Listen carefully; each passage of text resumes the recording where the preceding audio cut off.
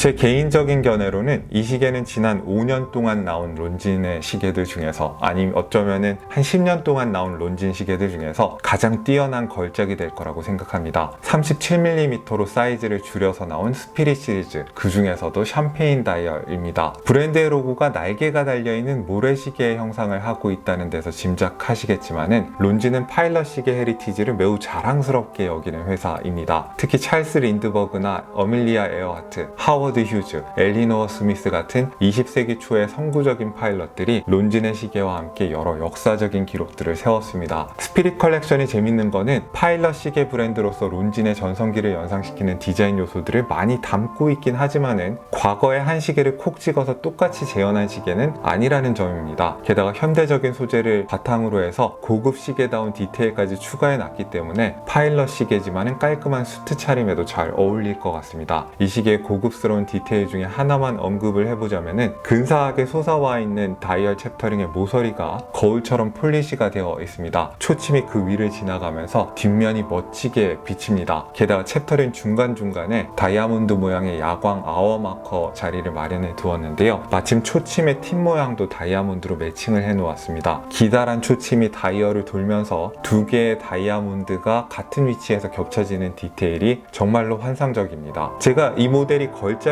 될 거라고 점치는 이유는 이 시계가 굉장히 만족시키기 어려운 두 부류의 시계 팬들을 동시에 만족시킬 수 있을 거라고 믿기 때문입니다. 우선 스피릿은 36mm나 38mm 사이에 있는 미드 사이즈 스틸 스포츠 시계들을 찾는 분들께 어필할 겁니다. 요즘 유행하니까 나도 비슷한 거 하나 만든다는 식으로 나온 아류가 아니라는 게 가장 큰 강점이라고 생각하는데요. 전천후 스틸 스포츠 시계가 갖춰야 할 미덕은 다 갖추고 있지만은 론진의 역사와 헤리티지를 잘 반영한 자존심 있는 시계이기도 하다는 점에서 상당히 신선하고 의미 있는 선택지로 받아들여질 거라고 생각합니다. 두 번째로 스피릿은 근사한 럭셔리 파일럿 시계를 찾는 분들의 마음에도 파고들 수 있을 겁니다. 그동안 엔트리급의 럭셔리 파일럿 시계들이 무브먼트가 너무 평범하다거나 방수 성능이 부족하다는 점이 늘 마음에 걸리셨을 텐데요. 스피릿은 경쟁자들의 반값 수준의 리테일가에다가 실리콘 밸런스 스프링을 장착한 코스크 인증까지 받은 파워 리저브 72시간의 크로노미터 무브먼트가 장착되어 있습니다. 방수 성능도 전천후 스포츠 시계로 적합한 100m입니다. 이 정도면은 왜 스피릿을 놔두고 더 비싼 걸 고르실까라는 생각이 들지 않을 수가 없습니다. 스피릿 37mm 샴페인 다이얼은 6월 8일 오후 9시에 방송되는 네이버 쇼핑 라이브 유일의 시계 전문 프로그램 워치 인사이드 3화의 주인공입니다. 네이버에서 단독 선출시되는 모델이니까 라이브에 많은 관심 부탁드리겠습니다. 론진에 대해서 궁금하신 점을 예고 페이지에 남겨주시면 추첨을 통해서 선물을 드리는 이벤트도 있으니까 시청자 여러분들의 참여도 부탁을 드리겠습니다. 아직 참여하시는 분들이 썩 많지는 않아서 경쟁률이 치열하지는 않습니다. 그동안 42mm나 40mm 버전으로 나왔던 이전 스피릿에서는 러그 길이가 다소 길다는 불만이 있었습니다.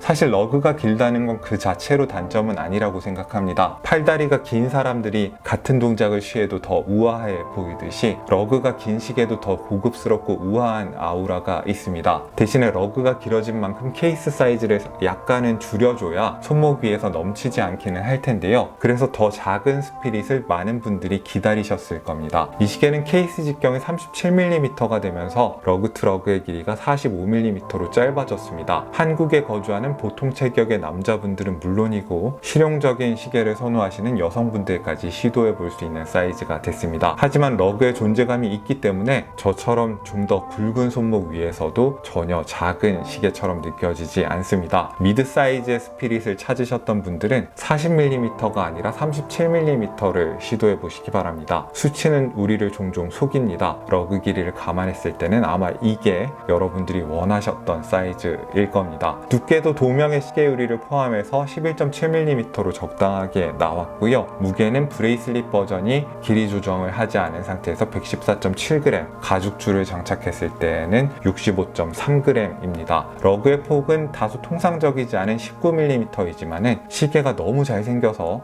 줄 교체는 종종 시도해 보실 걸 추천드리고 싶습니다. 마침 브레이슬릿도 줄 교체가 쉽도록 굉장히 창의적인 퀵 릴리즈 시스템을 장착해서 나왔습니다. 버튼 하나로 탈착이 됩니다. 브레이슬릿의 너비는 19mm에서 16mm까지 좁아집니다. 파일럿 시계지만은 투박하지 않고 정련된 느낌의 잘생긴 케이스를 갖추려고 노력을 많이 했습니다. 케이스의 옆선이 상당히 길고 역동적인데 방사형으로 멋지게 브러쉬된 정면 부분과 굉장히 넓게 들어간 폴리시된 빗면을 대비시켜서 이 옆선을 상당히 강조를 했습니다. 이걸로 충분하지 않다고 생각을 했는지 케이스 밑단은 싹둑 잘라서 윤곽을 더 강렬하게 만들었습니다. 거의 다이아몬드 느낌이 나는 6.3mm 지름의 오버사이즈 크라운을 달았습니다. 정면에는 론진의 로고가 들어가 있고요. 크라운이 크니까 수동 감기를 할 때의 사용감은 또 기가 막히게 좋습니다. 클래식 파일럿 시계들은 파일럿이 장갑을 낀 상태에서 조작하는 상황을 상정하기 때문에 이렇게 크라운이 커야 합니다. 100m 방수 성능인데 스크루다운이 아닌 건 살짝 아쉽긴 합니다. 살짝 돔이 들어간 사파이어 크리스탈에는 상당히 여러 겹의 강력한 무반사 처리가 들어가 있습니다. 빛을 받으면 보랏빛 내지 푸른빛으로 반짝이기까지 하고요. 37mm 버전이 다른 사이즈의 스피릿보다 우월한 두 가지 지점이 있다고 생각이 되는데, 첫 번째는 다른 사이즈에는 없는 샴페인 색상을 고를 수 있다는 점입니다. 이 근사한 썬버스트 샴페인은 좀 더 케이스의 정련된 아우라와 어울리는 드레시한 분위기가 있습니다. 조명이나 야외 풍광에 따라서 다채롭게 느낌이 달라지는 게 매력적입니다. 주어진 촬영 기간이 짧아서 근사한 야외 촬영지에 가서 이 시계를 보여드리지 못하는 게 아쉬운데요. 한번 저녁 노을에 이 샴페인 다이얼이 물드는 광경을 상상해 주셨으면 합니다. 두 번째는 날짜창의 위치가 3시가 아니라 6시 방향에 위치해 있다는 점입니다. 덕분에 다이얼의 대칭과 균형이 좀 더 완벽해졌습니다. 나머지는 스피릿을 매력적이게 만들었던 요소들이 똑같이 이식되어 있습니다. 근사하게 솟아오른 챕터링에는 아까 말씀드린 대로 초침의 팁과 매칭되는 아워 마커가 음각으로 들어가 있고요. 론진의 전성기 밀리터리 시계들을 연상시키는 아라비아 숫자들은 딱 읽기 좋은 크기의 바톤 스타일의 시분층과 좋은 합을 보여주고 있습니다. 12시 방향에 있는 론진의 날개 달린 모래시계 로고도 그 어느 때보다 시계와 잘 어울린다는 느낌이 들고요. 항공시계라 그런지 모든 요소들이 평면적으로 프린트만 되어 있는 게 아니라 공중에 떠 있는 것처럼 입체적으로 구성되어 있는 것도 재밌다고 생각이 됩니다. 정말 재밌게도 6시 방향에는 이 시계의 무브먼트에 대한 론진의 셀프 리뷰가 달려 있습니다. 별 5개를 단 게 자화자찬이 아닌가 싶긴 하지만은 리테일가 300만원 전후의 시계에서 실리콘 밸런스 스프링에다가 코스크 인증까지 받은 크로노미터 무브먼트가 흔한 건 아니니까 이해는 할 수 있습니다. 설계는 에타 28V를 기반으로 하고 있고요. 진동수가 특이하게도 초당 7진동인데 대신 파워 리저브가 72시간까지 지원이 됩니다. 사실 론진의 이런 자화자찬에 관해서도 유구한 역사를 가지고 있는데요. 빈티지 론진 시계들을 찾아보시면은 이렇게 별 5개로 무브먼트의 품질을 셀프 칭찬하고 있는 시계들을 보실 수 있습니다. 품질에 대한 자신감이 없으면 할 수 없는 사랑스러운 기믹이라고 생각을 하고요. 불을 꺼보면 멋진 민트색의 야광이 꽤 밝고 긴 지속 시간을 보여줍니다. 성능도 성능이지만은 흔하디 흔한 녹색이 아니어서 마음에 듭니다. 케이스백은 6개의 나사로 고정된 솔리드백이고 날개 달린 모래시계 로고가 여기서도 보여지고 있습니다. 굉장히 잘 만든 케이스와 다이얼에 비해서 브레이슬릿은 살짝 덜 감탄스럽습니다. 입체감을 추구한 건 알겠는데 엔드링크와 케이스 사이에 있는 단차도 좀 더 솜씨 있게 표현할 수 있는 방법이 있지 않았을까 싶기도 하고요. 꽉 짜인 실체감 있는 브레이슬릿이 아니라 착용감에 초점을 맞춘 유연하고 흐물흐물한 레트로풍의 브레이슬릿입니다. 브러쉬된 부분과 폴리시된 부분의 대비를 통해서 약간은 드레시한 느낌을 추구하고 있습니다. 얇기 때문에 길이 조정은 나사가 아니라 푸시핀 방식으로 하도록 되어 있고요. 폴드오버 방식의 클래스프인데 푸셔를 이용해서 쉽게 풀 수 있습니다.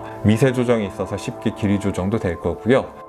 37mm의 스피릿은 유니크한 헤리티지를 가진 스틸 스포츠 시계를 찾는 분들, 제대로 된 스펙의 럭셔리 파일럿 시계를 찾는 분들, 론진이라는 브랜드를 좋아했지만은 막상 어떤 모델을 들여야 할지 늘 결정장애에 빠지시던 분들께 상당한 호소력을 발휘할 거라고 생각합니다. 개인적으로는 론진에서 10년쯤마다 한 번씩 나오는 걸작이라고 생각하는데요. 찾아보니까 레전드 다이버가 2007년에 처음 나왔더라고요. 그럼 한 15년 만에 나온 걸작이라고 해도 될 것 같습니다. 오늘도 여러분들께 유용한 정보가 됐길 바라고요. 여기는 생활인의 시계, 저는 호스트 김생활이었습니다. 안녕히 계십시오.